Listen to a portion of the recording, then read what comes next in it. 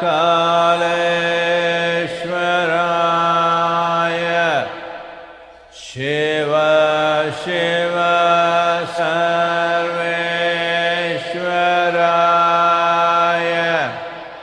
शम्भो शम्भो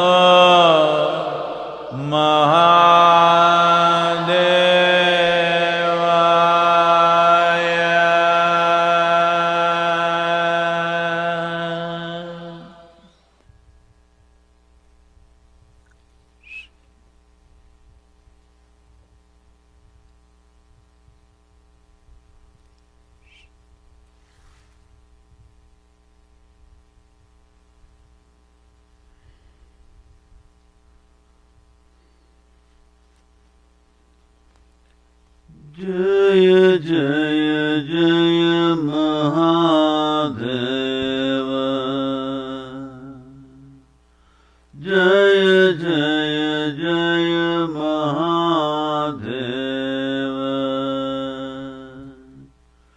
शिव शंकर आदि अनंत शिव शंकर आदि अनंत जय जय जय जय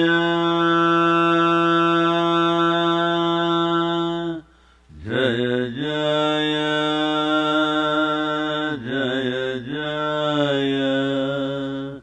जय जय जय महादेव जय जय जय Mahadev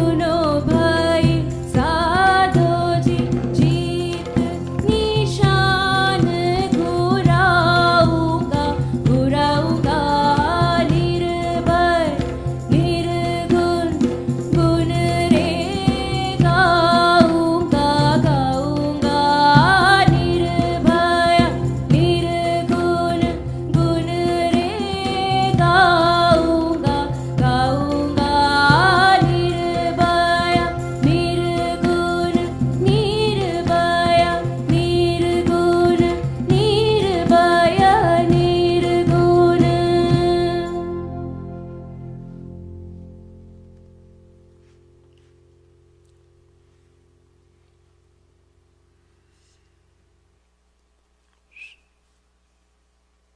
Namaskaram. Namaskaram to all of you, wherever you are. Those of you who are here today in Tennessee, well, temperatures are 6–7 degrees.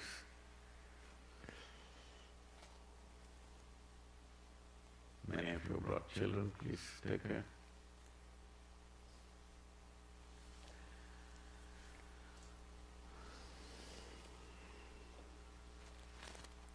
We thought we'll set up a fire, but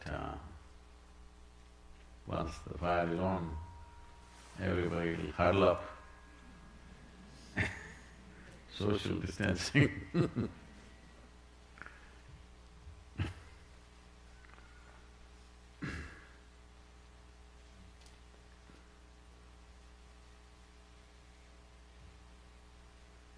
Cold as things. This happened. A Christian priest was posted in the Alaskan region. Single man post. Missionaries went ahead of even the military forces, ahead of the soldiers actually, most of the time.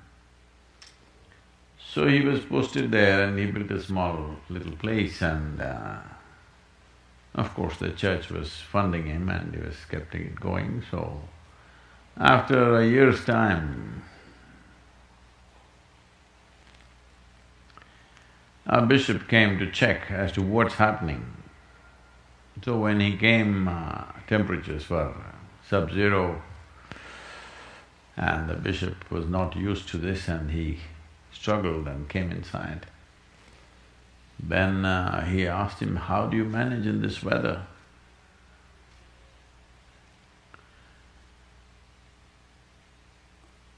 He said, I just hang on to the rosary and it gets me through. Oh, that's wonderful of you, what a pious priest you are. It's rare to find someone like you, fantastic, but I'm not able to bear it. This cold is just killing me.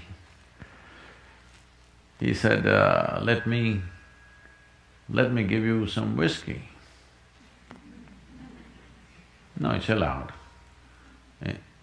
So, then he raised his voice and said, Rosary, get some whiskey. A young Alaskan woman came with a whiskey bottle.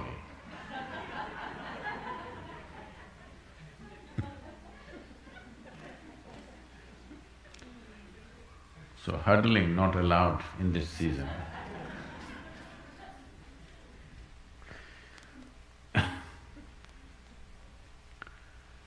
Well, unfortunately, the infections in America is kind of a bit out of control. Last week, some of the days, the deaths are over 2,200 per day. Some scientists are saying we are just rounding into a calamity. Hope it's not so, but it could be so.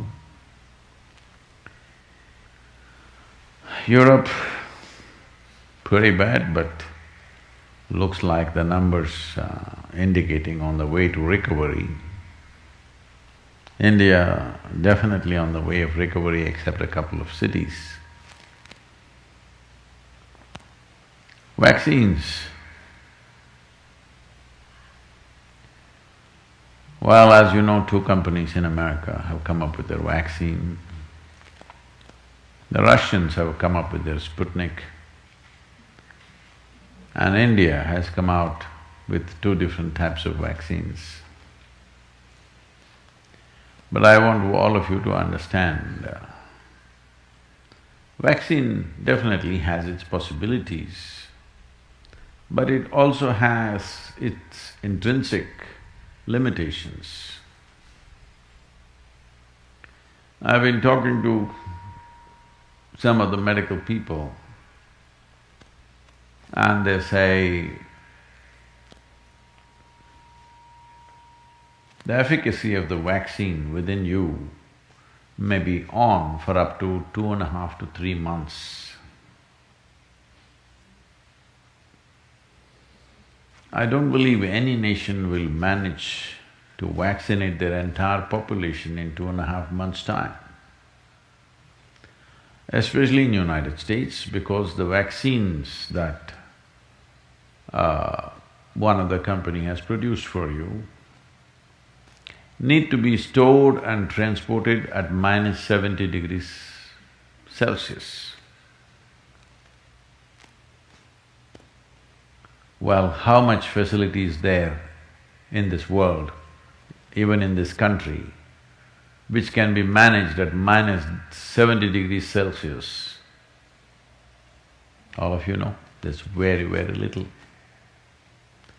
To create that facility, to transport everything at minus 70 degrees for it to be effective is going to be a massive challenge. The Russian vaccine, they are claiming it's at a little higher temperature, which would be okay in winters of Russia. Probably you can transport it on a motorcycle.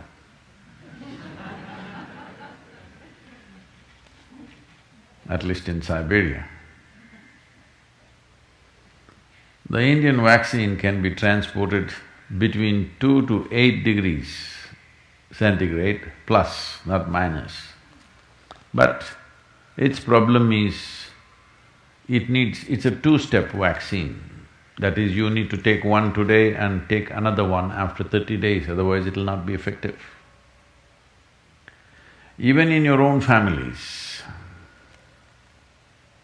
if you have 5, 6 people, you will have trouble to get them for the first vaccine and then the second vaccine. Forget about the entire population.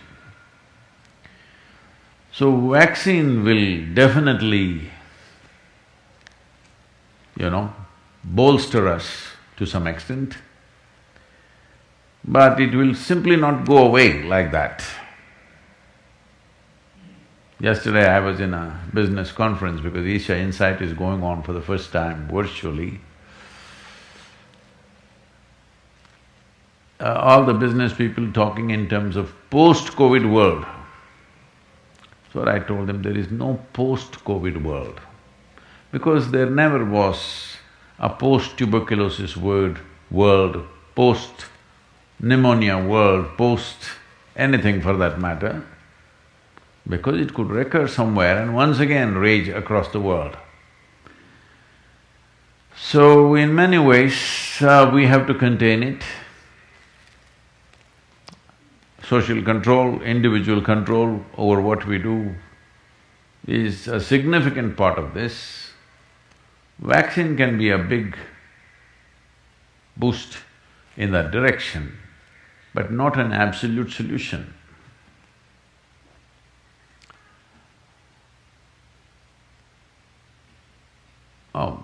Death in last 24 hours, United States is 1,367. India is 486, Brazil 501, Russia 496, France 581. Just in these 5 countries, it's over 11,000 people. Not to be taken lightly, that's all I'm saying. This is not to paint a black picture, a negative picture. This is for us to understand that you must be successful in life. One very important ingredient of success is you must stay alive. Hello? It's a very important part of being successful. But when you start off, this happened in your school, maybe later in your university, later in your work, it's happening to people, maybe not everyone, but a whole lot of people. Their commitment to success is weak. They want to succeed, they will take 3 steps, then something little interesting happens here, they will go away here, they'll go away there, they'll go away there. Hey, I want to live, huh? Their commitment to success is weak. Either situations around them in some way, situations can impede you from doing what you're doing very easily, many times it happens to everyone. But when this happens, people weaken their commitment for their success. Maybe physically, they'll feel little weak, they will weaken their commitment to success. Maybe their emotions slosh around a little bit, they will weaken their commitment to success. This is very important right now. However long it takes, this virus, you must come out of this successfully. That means you must stay alive, that's an important part. And commitment to staying alive should not be slackened, no matter what happened. Somebody very dear to us passed away, all the more important we must live. People around us are all sick, all the more important we are healthy to take care of the people around us. So our commitment to success should not weaken because there is social drama going on, or physiological drama or psychological drama, whatever happens, your commitment to success should not weaken. That is what get you across so many lines in our life, so many barriers in our life. So, what does success look like? What does it take? You must understand, those who made any significant achievements in their life, they did not, I don't want to take any personal examples of anybody, I'm trying to avoid obvious things that are coming to my mind. Well, I know family and friends who always have their breakfast on time. And after breakfast, of course, they must have coffee. After coffee, of course, they must light up a cigarette and sit there nicely because they're trying to become peaceful.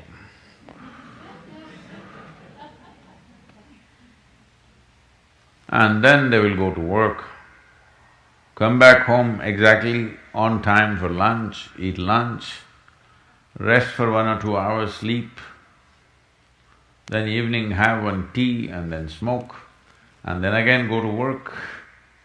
And 8 o'clock, 8:30, they're back home for dinner and then maybe other things, drink and this and that and whatever. Well, that's their priority. It's fine, I'm not complaining, it should not be that way. But those who have been very successful, either in music, sport, art, business, spiritual process, doesn't matter what, those people never know when they ate, when they slept, when they got afternoon rest. I have not seen such a thing in my life.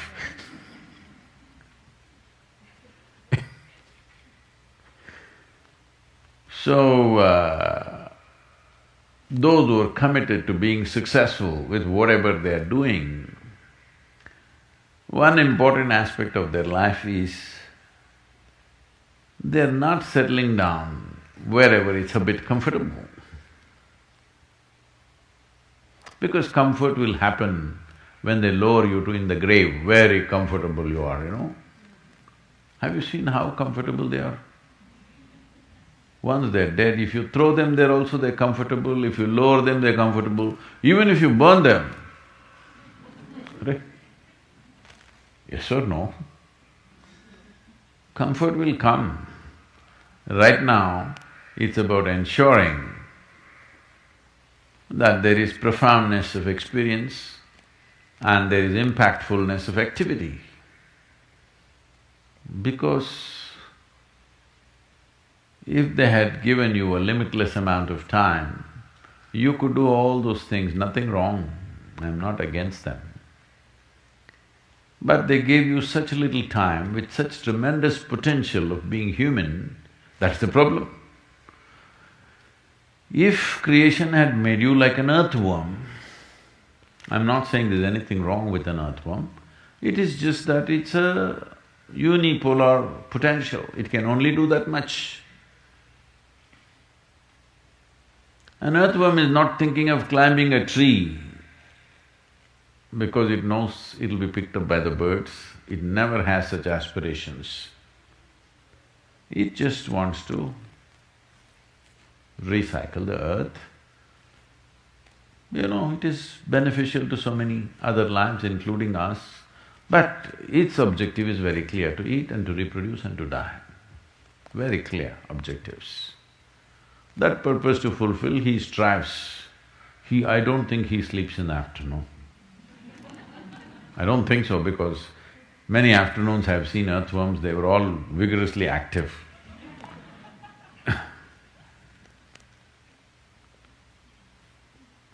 But a human being came with too many potentials.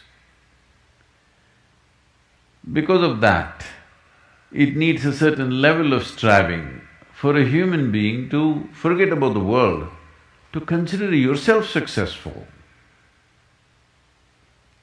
If your idea of success is you're doing little better than your neighbor, I call that sickness, that is not success.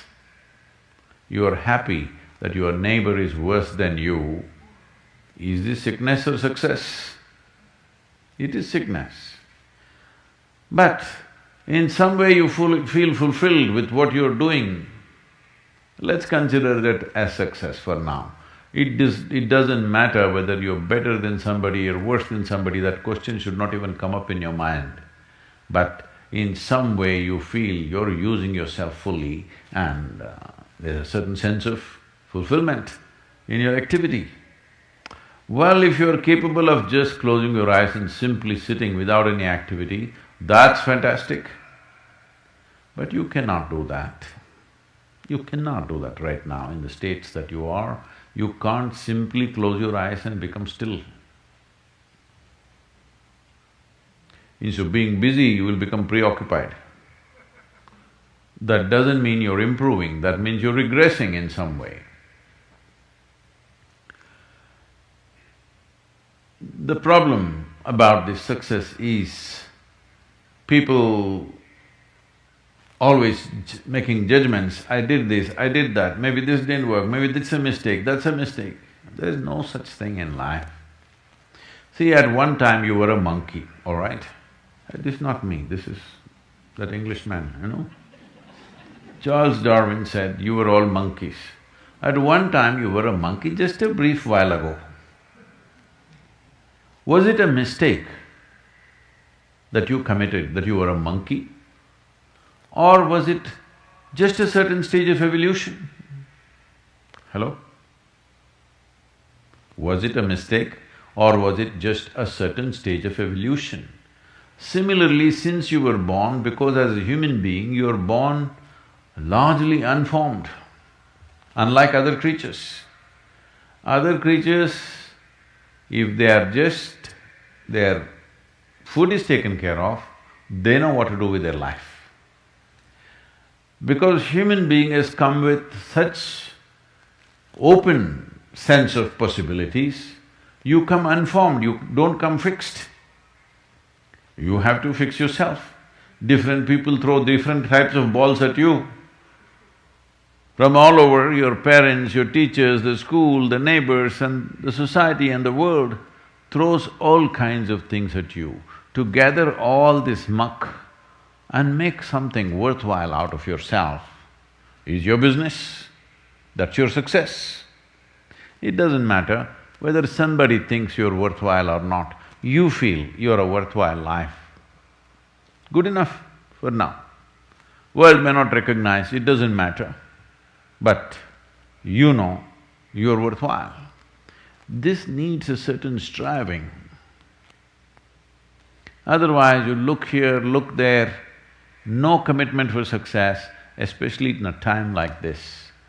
Do not misunderstand the word pandemic. Fortunately, it is not killing as many people as previous pandemics have. That's our fortune as a generation of people.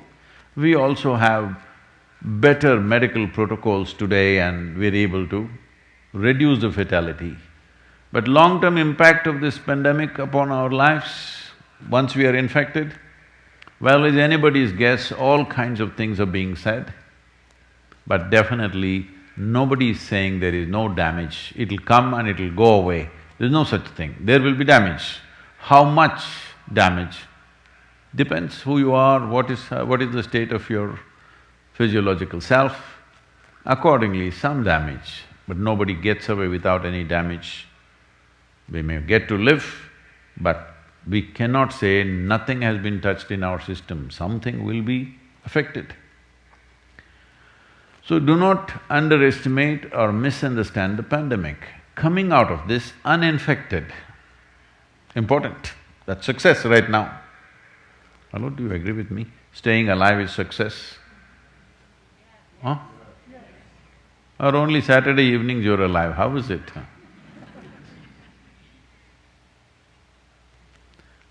Today Sunday morning, usually people are dead, at least the young people are dead on Sunday morning.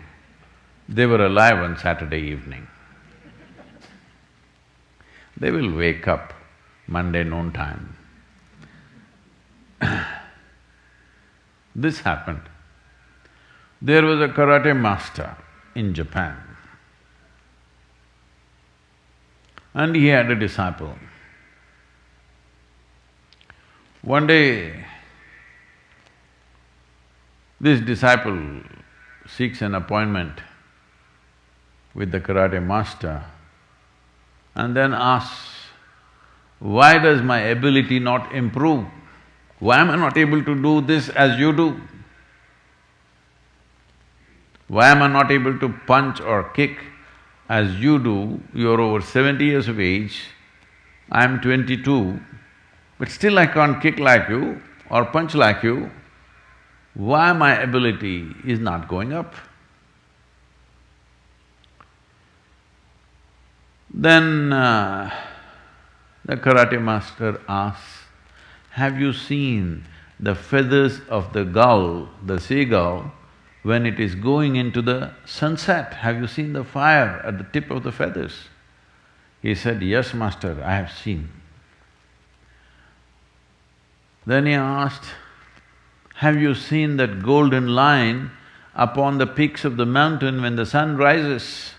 Yes, master, I have seen that also. Have you seen the shimmer of light on the ocean when the sun is high up? Yes, master, I have noticed that phenomena also. Have you seen the moon reflecting itself in the pond?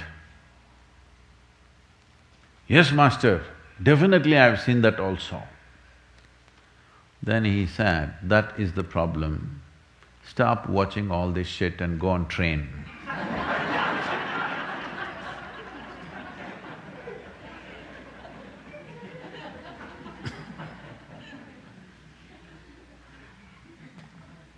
So you need to understand, behind every success there is a certain striving.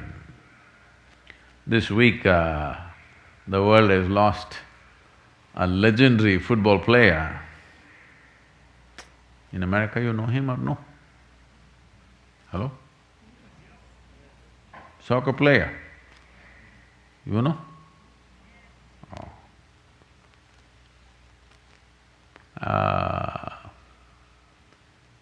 Well, he was not just legendary, he was magic. If you watch him play, Maradona, well, there are skills, but I'm telling you, there are a lot of people on the street side in many cities in Europe who have similar skills.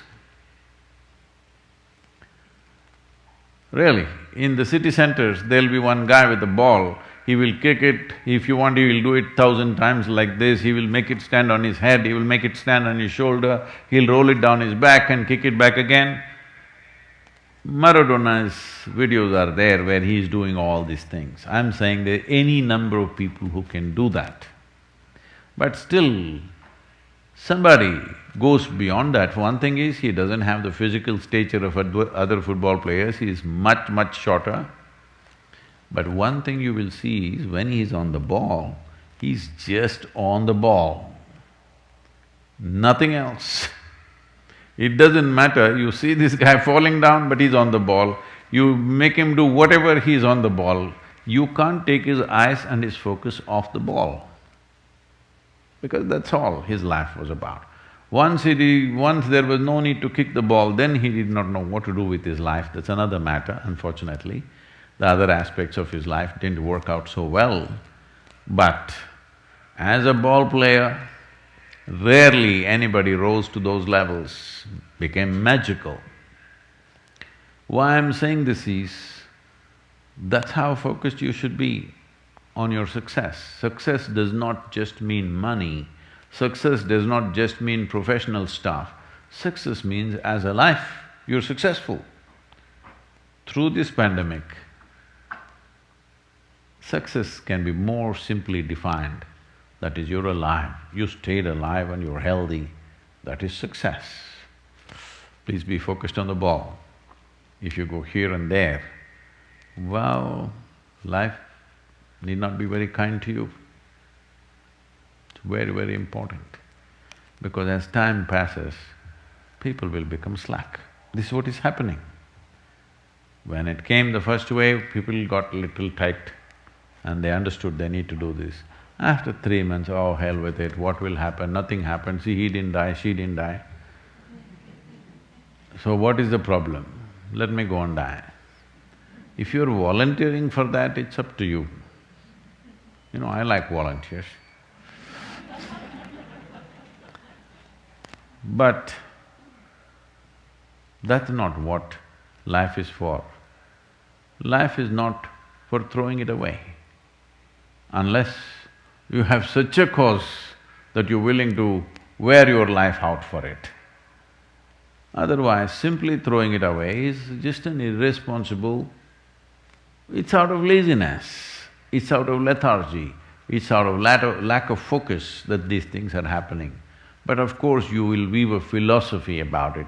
Oh, what is there? We are born one day, we'll die one day, what about it? This is not coming from any great wisdom, this is coming from lethargy and, lack of focus. This is a good time. If you did not have it all your life, this is a good time to earn that focus. That I want you to watch some of the… you just watch Maradona playing, just see the way he's on the ball. Skills are there are any number of people with skills, but not everybody will get as far as he did. But hand or foot, it doesn't matter, focused on the ball. Most of you not getting it,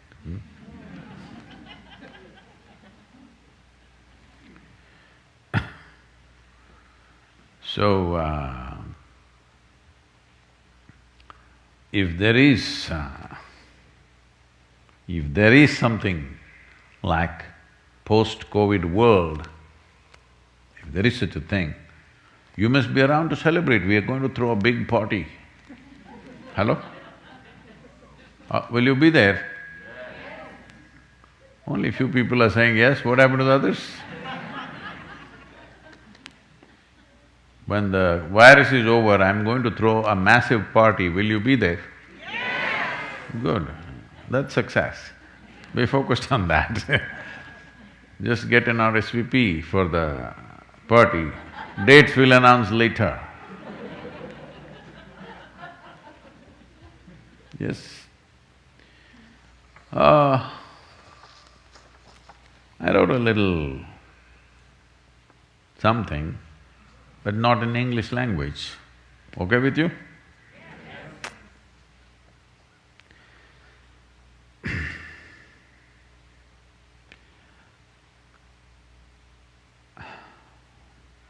It's called Thaiman. ಕಾಲ್ ಕೆಳಗೆ ಮಣ್ಣಾದೆ ಮೇಲೆದ್ದು ಮರವಾದೆ ಎಲೆಯಾಗಿ ಕೆಳಬಿದ್ದೆ ನೀ ಯಾರವ್ವ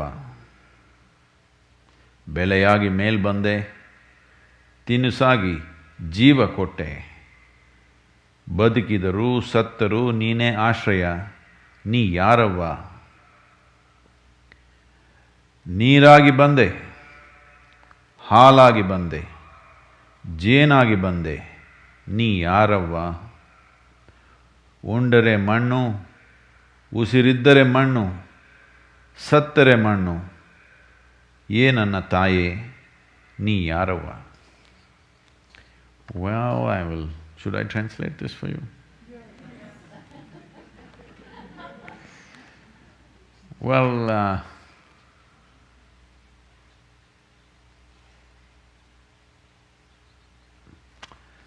under my feet, your soil. When you rise, you become a tree. Again you fall down as a leaf. Who are you? You come up as a crop. You give me life as food. Whether I am alive or dead, you are the only refuge. Who are you? You come as water, you come as milk, you come as honey. Who are you? If I eat, it is soil. If I breathe, it is soil. If I die, it is soil. Oh my mother, who are you?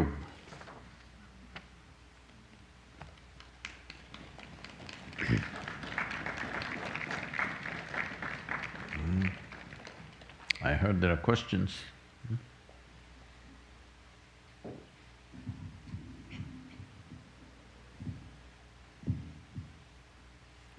This question's from Ravi Shankar in Karnataka. Karnataka is full of Ravi Shankars. You know, when I was in school, in my class, there were about 7 Ravi, Shankar, Ravindra, Ravi, whatever. My brother is also Ravindra. So if I went home, there was a Ravi, if I went to school, there were too many Ravis. Now one more Ravi. Tell me. Namaskaram, Sadhguru.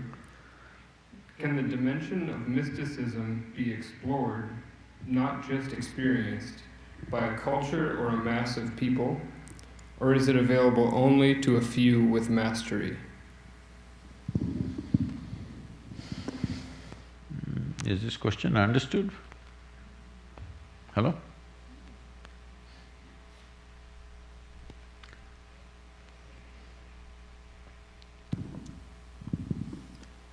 Can the dimension of mysticism be explored, not just experienced, by a culture or a mass of people, or is it available only to a few with mastery?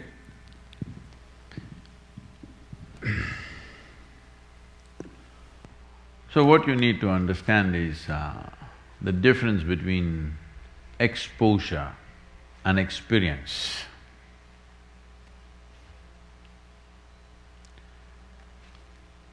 Are you exposing yourself to the virus?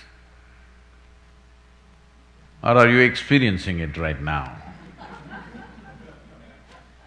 Two different things. See, we can't talk about anything without bringing in the virus these days. Exposure means You get to see it, you get to smell it, you don't get to eat it. It's like a cake in a glass case.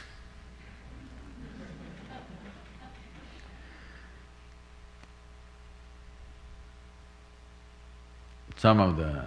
only in United States they do it, in India they won't do this, because if somebody smells food, after that nobody will eat that food. Here, if you say, is this good, the salesperson eager to sell will bring it out and say, just see, it's really nice. You should never ask, have you eaten it? Because he or she has not eaten it, but by smell, you're supposed to make out. So exposure is one thing, experience is another thing. Mastery is another dimension altogether. Let's start from the top, because I see this question as an elimination process. If you want to have mastery over mystical dimensions, there is no such thing. You have mastery over your perception. Because of that, mystical dimensions have become possible. So the mastery is not over mystical dimensions, you have mastery over your perception.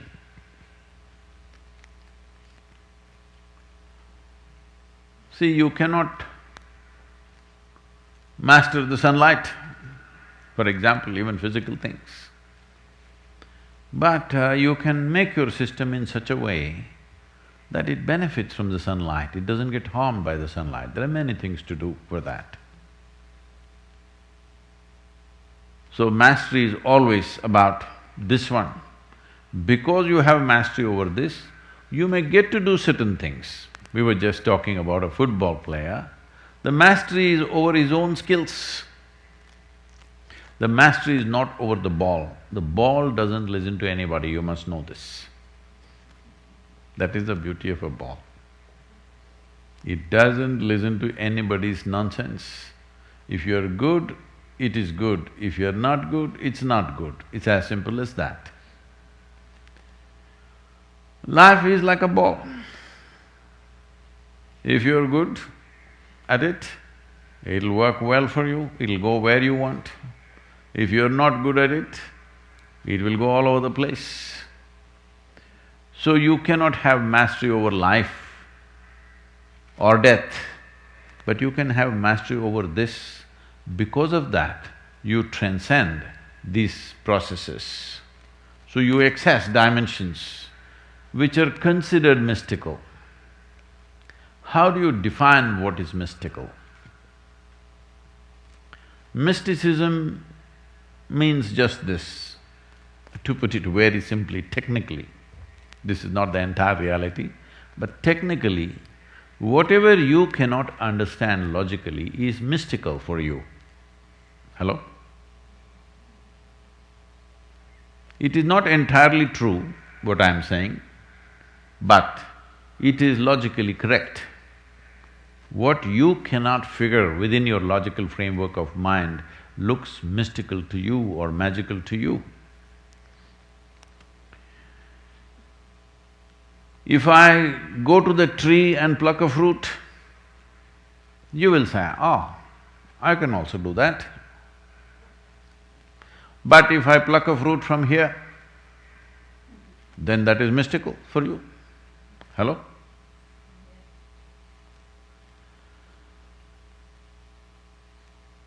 We will eliminate the word miracles because there are many problems with that. But mysticism is not something that you do. You don't pluck a fruit, you don't produce a gold pendant, you don't produce this or that. A phenomena which is already there, you experience. If possible, if there is a conducive atmosphere, you make others also experience. So mysticism is not about performing miracles. Mysticism is a a profound a profound exploration of the phenomena of life, and that phenomena which is not perceivable by five sense organs. That means you cannot see, you cannot hear, you cannot taste, you cannot smell, you cannot touch. Because of this, it's become mystical. If you could see it or hear it or smell it or touch it or taste it, you would know what is its nature.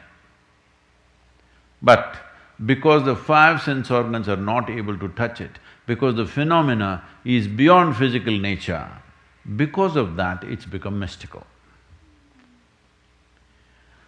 So experiencing it will take a certain level of committed atmosphere, certain level of preparation, and certain trust, because you will have to… Suppose I want to walk you across a tightrope, then you need a certain amount of trust. If I stand beneath and say, don't worry, in case you fall, though you are 100 kilograms, I will hold you. You must trust. Oh, how can Sadhguru hold me? Then you will have to fall, bounce back and go back onto the rope. I'm saying it becomes cumbersome and nearly impossible because you cannot make somebody walk into a space that they do not know. Either they must have absolute trust or they should have a mad sense of courage, insanity they need, otherwise they cannot. But exposure is a different matter. We can expose people to mystical dimensions. We can introduce them in the way they understand. We can set up situations where there is a possibility of a little bit of fuzzy logic, but by doing enough… you know what's trigonometry? It's like trigonometry, it's not… it is no more even algebra. That is, 1 plus 1 is not necessarily 2, it could become something else, it's not simple arithmetic anymore. So by using such methods, we can expose people to certain dimensions or certain possibilities. Even if they don't experience, they see the possibility that it can be experienced. Once they see the possibility, generally the longing to experience will become very strong. Well, some people of course may feel it's too much for them, but for most people, the longing to experience will become strong. Once the longing to experience has become strong, the possibility of crafting your system in such a way that you can experience will become very much a possibility. So as a part of this, we've been… we did one program many years ago, I don't remember which year it was, must be 2004 or 5.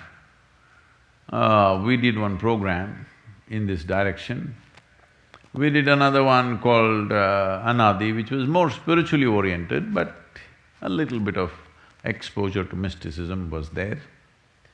Now in the month of March this year, the 2021,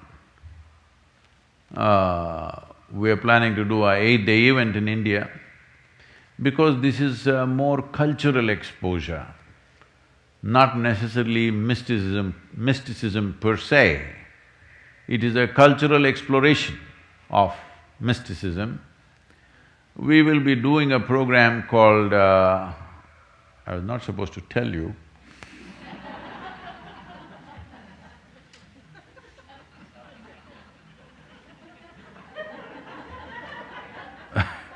They were supposed to make this program by invite only.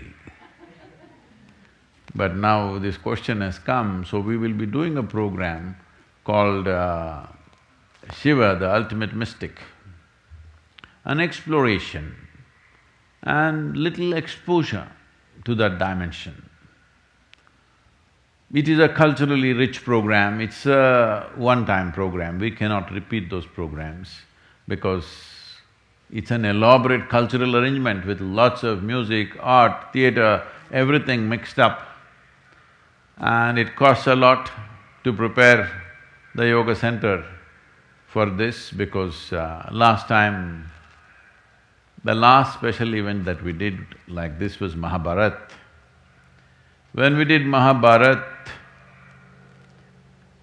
everybody in the ashram were dressed like that period. The food was from that period. All the decor from that time, that is 6,000 years ago.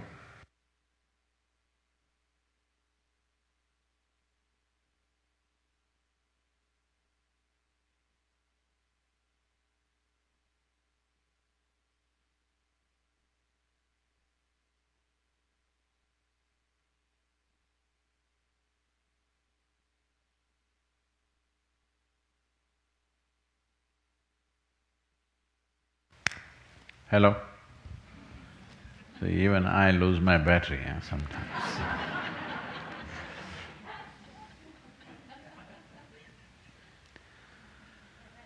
So from food to decor to clothing, everything was from that time and the entire ashram was prepared for this.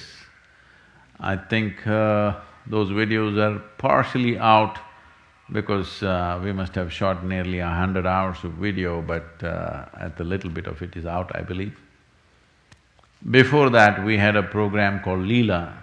This was about how Krishna taught yoga. So because Krishna is supposed to be blue-bodied and everything about him is blue, blue, blue, Shiva also blue, all right? So, there was one blue day where people… we told everybody, please put on at least a spot of blue in your clothing. So most people came dressed up blue, the lighting was blue, all decor was blue, all flowers were blue, all the arrangements were blue. And when I opened my mouth to speak, my tongue was blue. When they sat for lunch, the rice was blue color, everything blue. Then they were overwhelmed by this and they came out and there was blue smoke coming out of the mountain. So I said, I'm just trying to tell you that this is the extent of elaborateness that we go to when we do these special programs. Only three we have done till now, Vaibhav Shiva, Leela and Mahabharat. This is the fourth one. This is called as Shiva, the ultimate mystic. This is not that you are going to become a mystic, but some exposure to know that something exists like this, something beyond the framework of our logical minds, something beyond the sense of physicality that we have about this world, beyond this, how creation is, an exposure to this. Well, considering the virus situations, only 250 people will be taken into this program. I'm very sorry about that, but that is a requirement, otherwise we cannot conduct the program itself. So it'll be very culturally rich with music, dance, theatre, a variety of things happening, all with social distancing. So, we want this program to be absolutely safe so that the numbers… because of that, the numbers are limited and well, it's a kind of an adventure because taking people through not mysticism per se, but even to expose them to something which doesn't fit into the framework of their psychological stuff or even physiological stuff. Because physical framework and mental framework are the only two things which is not allowing you to experience what's beyond this. The more seriously you take your physicality and your psychological structures, the more you become incapable of experiencing anything beyond. If you learn to relax this a little bit, that you don't take this seriously. Just yesterday somebody was asking me, Sadhguru, how do I not take my thoughts seriously? I said, just see that all your thoughts that you've generated till now have been absolutely stupid. Yes, because from the limited data that you've gathered, you're going on making up things about everything. The situation is like this. Suppose there is a 1,000,000-piece jigsaw here. You found 3 pieces, you put them together and say, wow, it is a bear. Well, if you are a 2-year-old child, we'll say, all right, it's a bear. Play with it. But if you're an adult and if you do this, we say you're dumb, stupid. Yes or no? That's all that's happening with the logical mind. You pick a few pieces, those pieces may be sufficient for your survival, not for exploring existence, not for exploring creation, not at all. Simply not possible, because with 3 pieces of jigsaw when it has millions of pieces is a ridiculous way to understand or to experience anything. These pieces that you have gathered are good for you to earn a living, manage your stuff around you, it's fine. But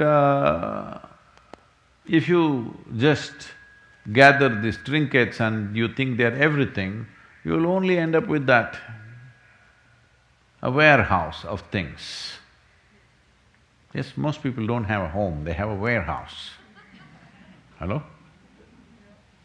Many of you living in a warehouse, isn't it? Because there is enough things there for 50 people, though there are only 3 people in the house.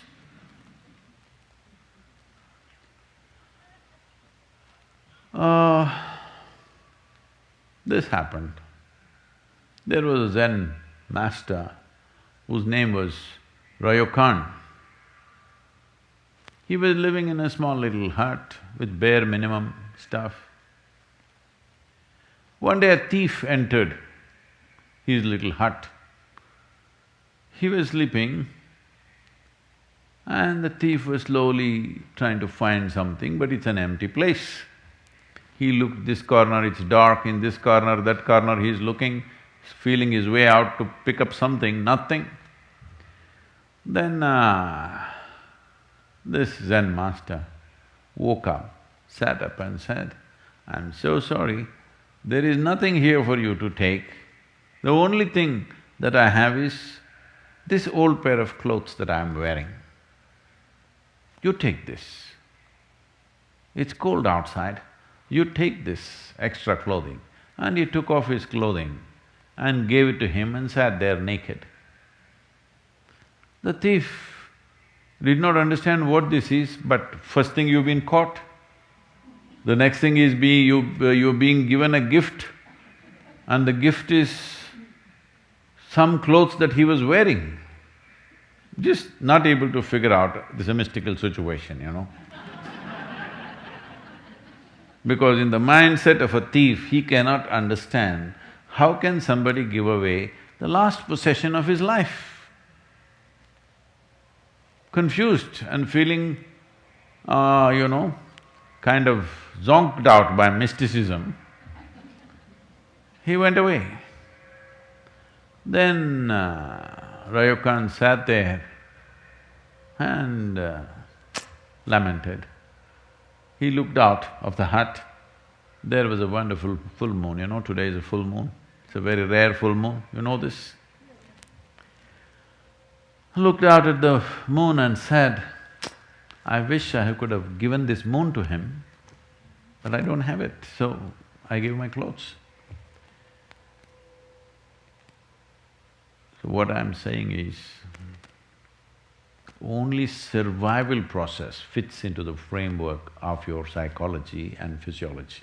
Survival. Survival and survival alone, nothing more.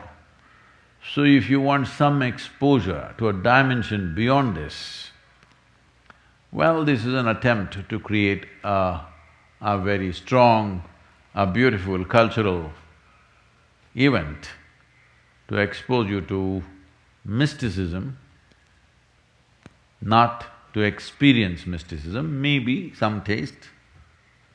Sometimes even by smell you experience something, isn't it? Hello? If you smell it, mouth waters, some experience is happening. Yes or no? If you… now I can't make out who is you. If you happen to be Indian, behind the mosque, then if you just think of raw mango, chili and salt, right here in the December month, it will water, mouth will water. Already mouth watering. Please, when you want to spit it out, remove the mask and do it, okay? Because it can happen. It's become so much a part of you. This happened to farmer Jack in Tennessee. The old farmer, over 80 years of age, but still very strong and healthy man, always been hardworking. So his grandchildren decided they must take him to a doctor for a medical checkup, and he had never been for a medical checkup, he didn't know what it is. So they took him for a medical checkup, the doctor examined him, all different aspects of examination, everything he did and said, "You are strong as an ox. Really, there's no problem with you. Only thing is, it will be, winter is coming and I see you're not wearing your underwear, you're just pulling up your pants. It will be more healthy to wear underwear and it will be much warmer also for you in this stage of your life, and it is also clean to do that. There is cleanliness, there is warmth, and health will come out of this." So the grandchildren bought him underwears that he had never worn all his life. So he wore the underwear and then he was ploughing the field, he was on the tractor, and then he felt like relieving himself. Went down and sat for a shit. Then after he was done, he looked back and said, "Wow, it's really clean." And then he came and sat on the tractor seat. Then he said, "Yes, it is warm. Health will come for sure."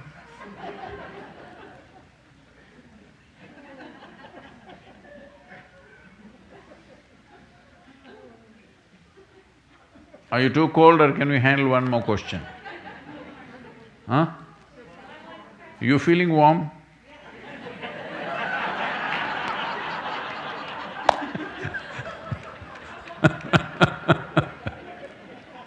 It's all right, they're warm, you can ask another question.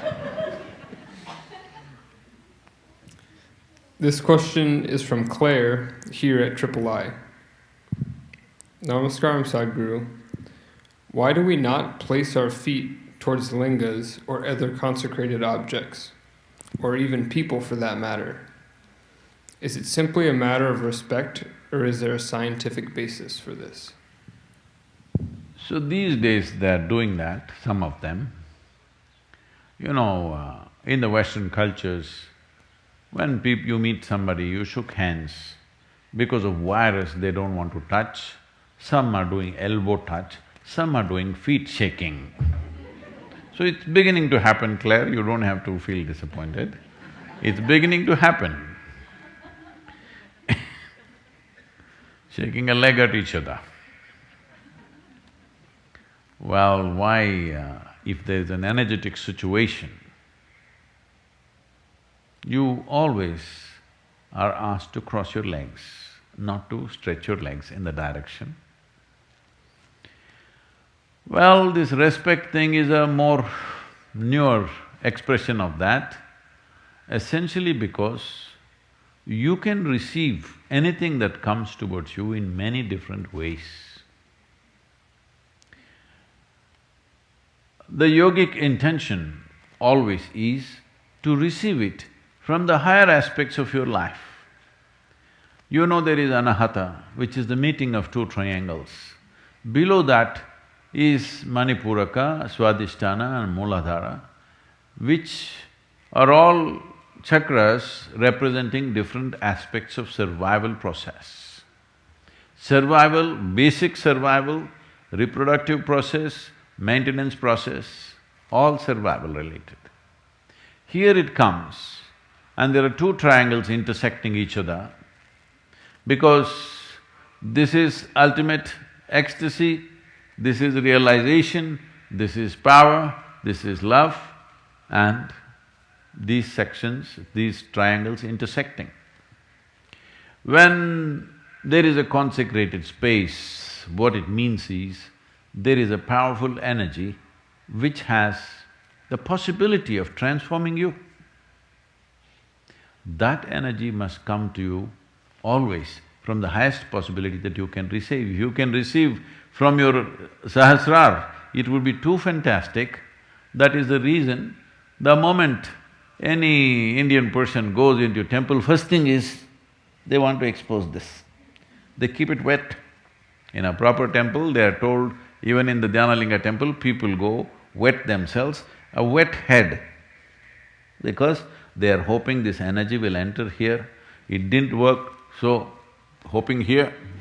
Didn't work, then they will take, hoping this will have worked. Nothing worked, then they will say this. But they don't want to go here, because these are survival processes. We don't want to enhance them. We want to enhance other dimensions of life which will enhance our life, because if you survive better, if you survive, it's good. It's very essential we survive. But surviving better than somebody is not a life goal. It's a waste of time, because whatever you do, you're not going to survive forever. Hello? Whatever you may do, even minus the pandemic, you will not survive forever. So there is no need to invest too much in the direction of survival.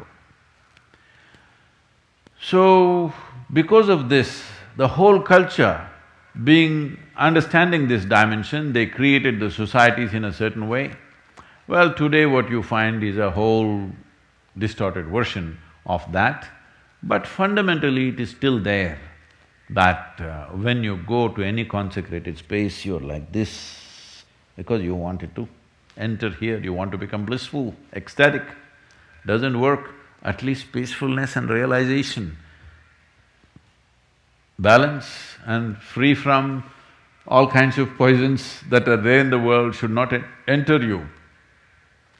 So essentially you want the upper part of your body, above anahata, to be exposed to this. You don't want to sit with your legs open like this in front of a consecrated space, because that will attract a totally different kind of energy towards you, and that will work for you in a completely different way, which is not necessarily beneficial to you, it could be detrimental to you in many different ways. That's a reason when you sit in any space where you think there is power, there is energy, you always cross your legs and sit, because you want to close the lower part of the body. If you do this, you know in some way you are close to people, isn't it? Hello? Ladies, you know this. Suppose somebody is talking to you, let's say a stranger has come, a man, talking to you. Will you talk to him like this? Hello? Some of them are doing it these days, because they think what is wrong? Nothing wrong, you will bring a certain different type of attention to yourself. Well, if the man is decent, he will do this, if you are Indian, otherwise you will say hello and maybe shake his hand. And if he's acting little fresh, you'll say, yes or no? Because you know, you may not know intellectually, but instinctively you know what kind of postures bring what kind of attention to you, isn't it? Hello? Whatever culture you have grown up in, instinctively you always know because it happens in the body. It's not that we make up in the mind, certain things happen in the body. So certain cultures have very consciously evolved these postures that if you want to do this is how you must sit. It's very, very important. Even food, I'm telling you, even in the ashram, it's not possible because most people can't bend their legs except in the morning when we crack it. I'm telling you, if you sit in front of food, one advantage you have is there is a table between you and the lower parts of your body. But if you sit with food but with legs open, like many people are standing and eating, if you stand and eat, there are many negativities to this because you must understand the longing for food is not just in your mouth, entire body is longing for it, entire body. Well, people will say, oh, there is nothing scientific about it, is my navel longing for food, is my genitals longing for food? Yes, it is. You may not understand, every part of the body is longing for food, but it must go through this route, isn't it? Hello? Similarly, there are other kinds of longings in our body, they must go through the right route, then only life works out in a certain way. Otherwise you will distort life. So keeping your legs crossed whenever you see a powerful form is a very important thing. And also food is a very powerful thing. Hello? If you've not eaten for 3 days, you understand it's a very powerful thing, isn't it? Hello? It is a very powerful thing, and you will see if you've not eaten for 3 to 5 days, every cell in the body will long for food. Now if you place food here, it's not just here, mouth waters, everything works. So it's important that your legs are crossed when food comes in front of you, but you have found another way, shielding yourself with a table. All right, if that is working for you. But if you're having food, you're very hungry and food is exposed to the entire body, this is not good for you. This goes for food because we consider food as a very powerful instrument, consecrated objects, and human beings who are of a certain power within themselves, you never open your legs and sit like this in front of them because that will bring a wrong kind of energy into your system. What is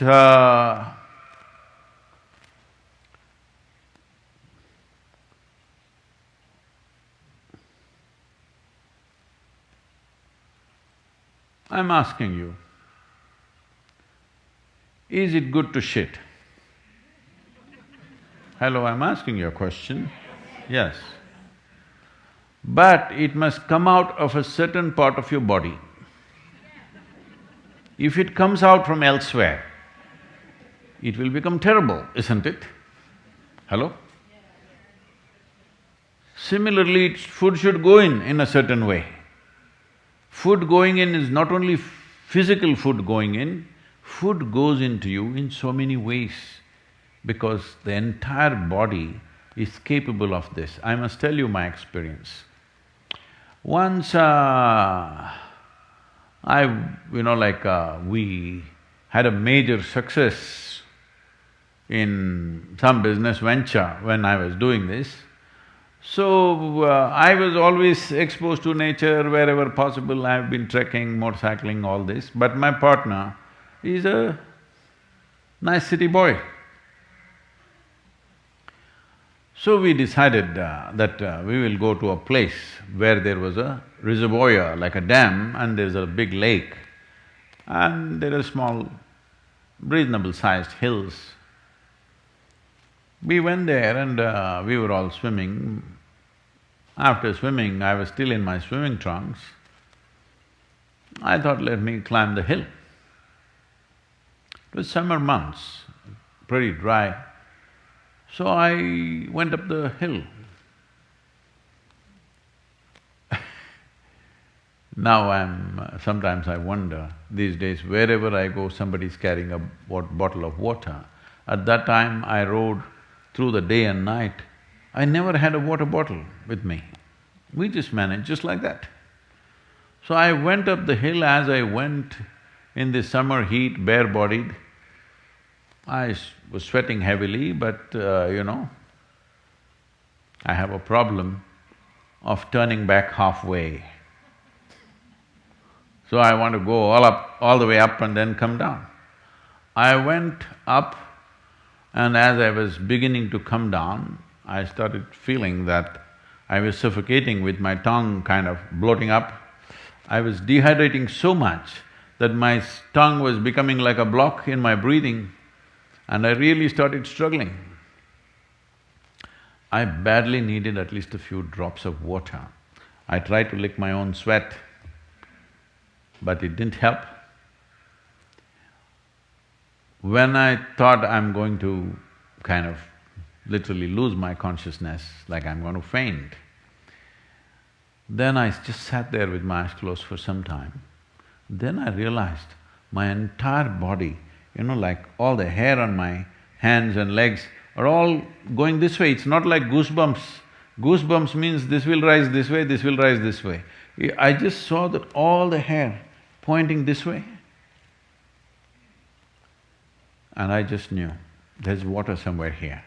And I just went in search of it. I went into a small, beneath a rock outcrop, like a small cave. Cave not for a human being, maybe rabbits and rats and those kind of animals could go and stay there, that kind of cave, just about that much. There was a small pool of water. Maybe it was rabbit's urine or it was rainwater, I don't know what the hell it was, it didn't matter. I just put my face into it and drank up the whole thing, including the mud and everything. I sat there for a while, recovered from that and came down. Why I'm saying this is, when you really need something like food or water, you will see every cell in the body will long for it. If you pay attention, you will see thirst is not just in your mouth, it's everywhere. So, the same goes not just for food, the same goes for other types of energy also. Every cell in the body longs for it. It's very important you receive it the right way. So whenever you feel there is a powerful place, it's always best to cross your legs and sit down if you're sitting there, not sitting like this. You will attract something that you don't need.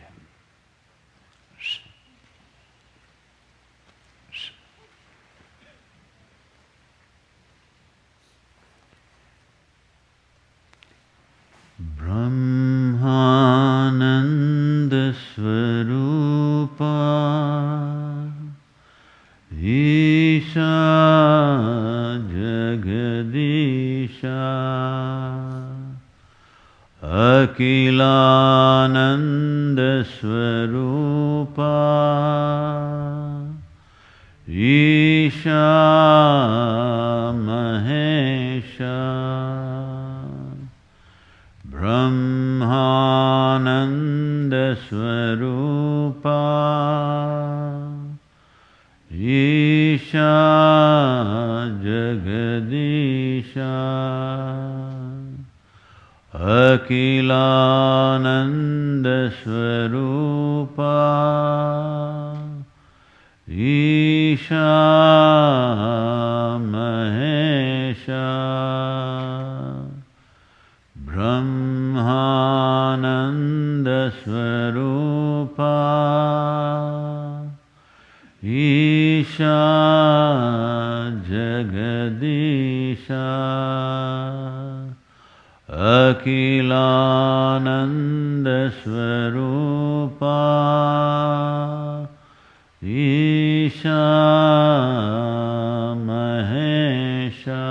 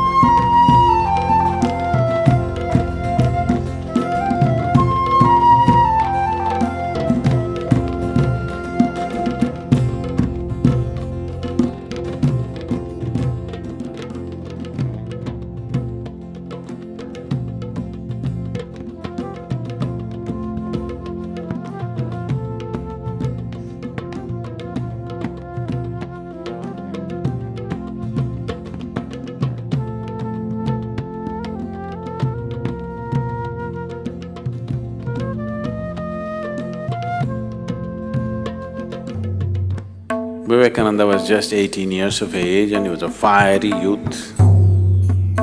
He's not a spiritual seeker as such. So he went to Ramakrishna and asked, "Can you prove there is God?" Ramakrishna asked, "Do you have the courage?"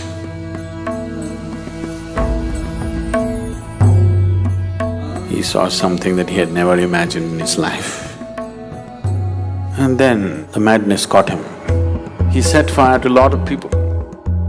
Vivekananda was the first yogi who came to United States of America. He said, "Give me 100 people, I will change the face of this country."